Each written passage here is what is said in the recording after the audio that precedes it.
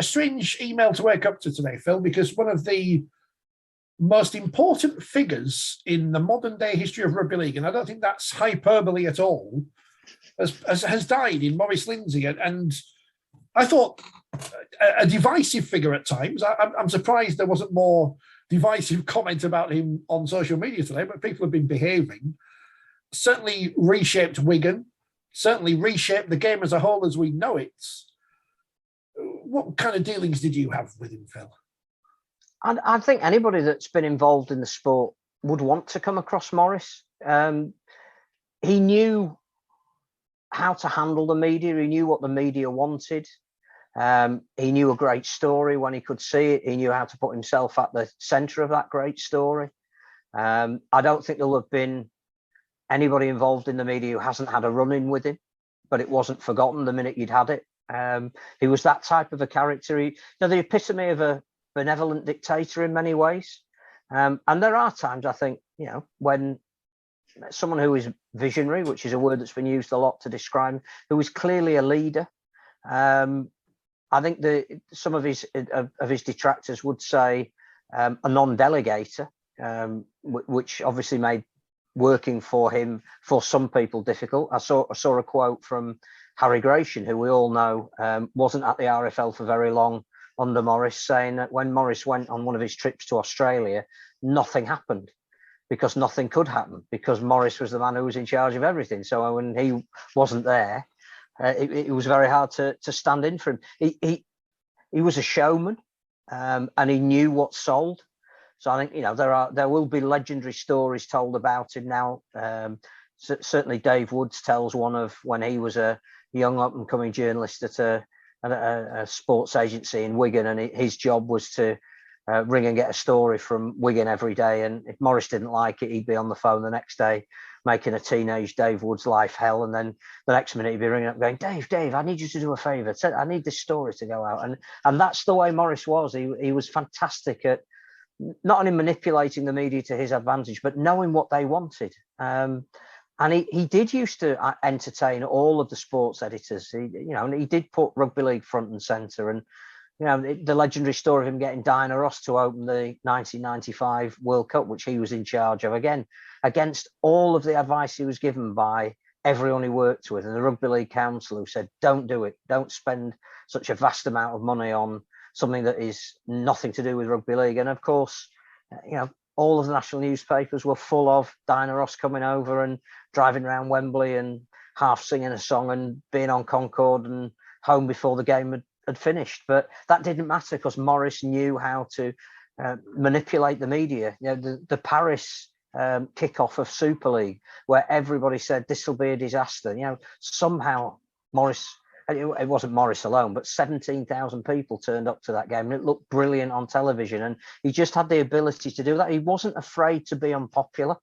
I think a lot of the administrations we've seen, it's been, if they object to something, we need to find a compromise that brings them in. And if I'm upsetting that person, then I can't be seen to be showing favour to that person. Maurice had an idea of how it should be, and he didn't care who he upset, and he didn't mind going into a room and saying, "Call me whatever you want, but this is how it's going to be." And I do think that sometimes we do miss that. And yes, I'm all for consultation and having the majority thinking the same way, but Maurice's way was Maurice's way, and he defended the sport a lot. Clearly, there is a tale of him when rugby union went professional in '95, having staging a lunch with all the big wigs of rugby union, and coming out afterwards and saying, "Oh well, there'll be a time when there may only be one code of rugby, but we'll start it on our terms, and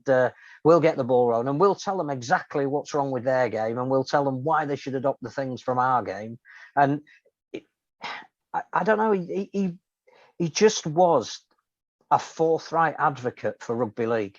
He had a genuine passion for it, and he was one of these people that when he was in the room, you knew he was the centre of attention.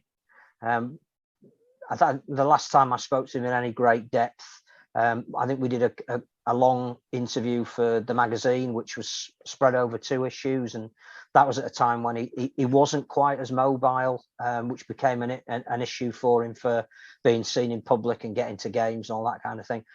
But even speaking to him, his passion didn't leave him. And I think, again, Brian Carney has said it in his tribute on Sky today. Not only was he a people person, but he was a players person.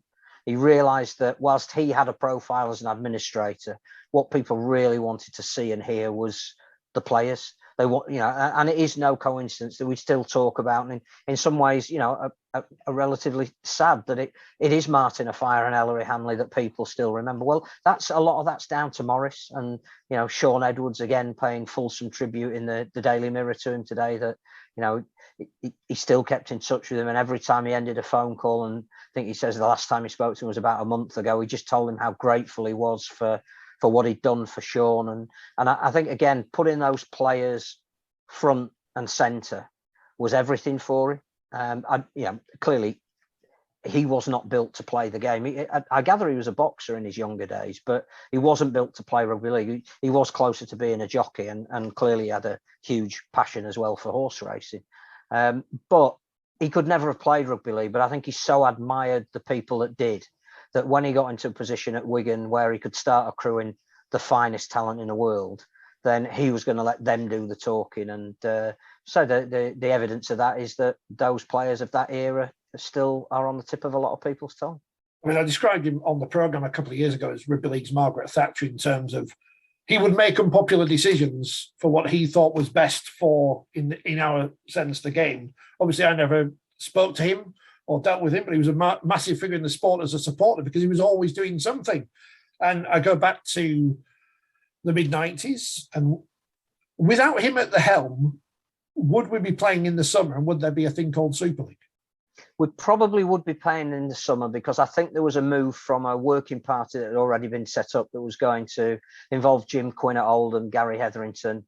And I think that their resolution was going to be passed. I don't think Super League was contingent upon moving to summer. I think summer was happening, and Super League said, well, actually, that would suit us, because we won't be in direct competition with another sport that we're putting a lot of money into at the moment.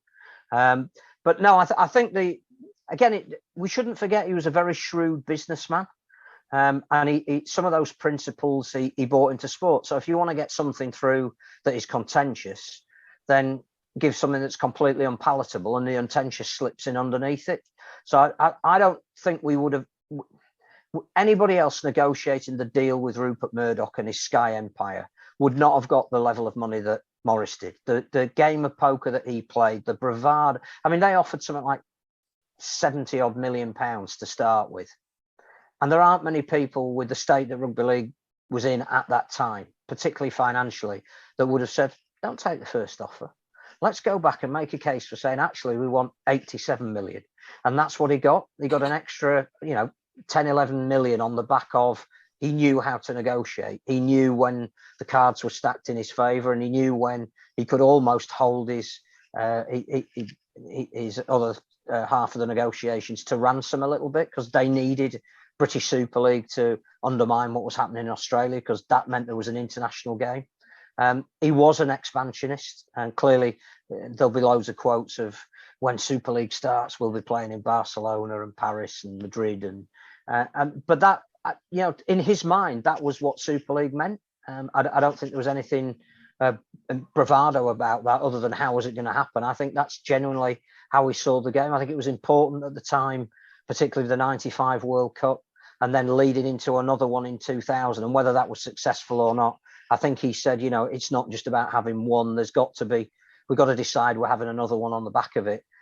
He was chair of the International Federation, because it was the RFL's turn while he was in office. And I think, again, we look at some of the games at Wembley between Great Britain and Australia, Great Britain and New Zealand in the time that he was involved, the tour in 92, which, although Gary Schofield still blames him for never getting his 50th cap, he would acknowledge that tour in 92 was the highlight of his career. That test match in Melbourne will never be forgotten. And again, I just think that because he had that outlook on, if I love this game, everybody should love this game. A bit like, Carsten, who we'll be talking to, and you know, he is an evangelist, and he's come to the game knowing nothing about it, and he's just seen it for what it is, and said, well, you might have had it for 120 odd years, but there's no reason why I can't like it, and this is what I like about it. Well, I think Maurice was the same. You know, if this game is so good, why can we not sell it to a wider, more commercial audience? And we love characters, don't we? And the media love characters. Then the media love dealing with him because you just never got a straight yes or no answer. You got his answer, you got his explanation. He told you where you were wrong, as he did me on a couple of occasions. And whether he was right or not, he felt that, you know, something that he'd seen or something that he hadn't been asked about. I think he often felt that he was a major player in history, so that when the history of the time he was there was being written, if he wasn't asked, then he felt that you should have asked him. Yeah, how can you know what's happened if you don't come to me and ask me? And in some ways that summed him up a little bit. But he did things, and he got the game spoken about to a wider audience, and we haven't really got that anymore. And I mean, would it be fair to say, I mean, after the 2000 World Cup, which we all just decide now is a complete farce and disaster and whatever word you want to use, that's not disaster's the wrong word, but you know what I mean. Financially, it was a disaster. Saved international rugby league in 2001 when the Aussies weren't going to come over because they thought the Eiffel Tower was in London. Yeah, and again, there are some people you need on a phone that will tell it the way it is, tell them why they're being ridiculous to not come, but also have that almost aura about them that if you say it's all right and you're guaranteeing this and that, will come. So yeah, a massively important figure. You know, people forget, other than some Wigan fans of a certain age, that when he was invited to be this four at Wigan, that came and saved the club, the big four, they'd been relegated. You know, they could not have been any lower. And he went from being relegated in 1980 to building them into an absolute powerhouse by the mid to end of that decade. That is a massive feat. I suspect there'll be more tributes to come. I would imagine that Ellery will say something in the next day or two, and the measure of the man is the tributes that he gets, and they will forget that Central Park had to be sold to pay for it all, and they will forget that the second spell at Wigan again hovered dangerously around relegation for a little time, and that there was a little easing of the salary cap to make sure that they didn't. And you know, I don't think he was particularly successful at Preston when he went there. I again didn't follow his football career, but you know, when they talk about administrators like Eddie Waring, like maybe Harry Sunderland, you know, they will talk about Maurice Lindsay. He was that big a figure. I think he was on Backchat a few years ago, wasn't he? And you could still see that. He always had that sparkle in his eye when you saw him on TV. And he was always someone who had something to say, and you would listen to what he had to say. Even if you didn't agree with what he was saying, you listened to what he was saying. And I think I was on with him that episode as well. And again, what I really liked about him, and it's the same with people like Tony Smith and Brian McDermott, you can't say anything without being able to justify it. So if you come out with an opinion, however trite it may be, Maurice was the kind of bloke who was, well, why'd you say that? That's nonsense. I'll tell you why it's nonsense, and then you tell me why you still think it was a good idea. And that kind of debate is stimulating for anyone who's involved in it. You know that you can't just say, oh, well, we need to spend £10 million to do this. And you go, right, where's the £10 million coming from? He was very forthright in his views, but he could back them up. And he challenged you to say, right, well, if you're taking a contrary position or you're coming up with a suggestion, you've got to justify how you're actually going to make that happen.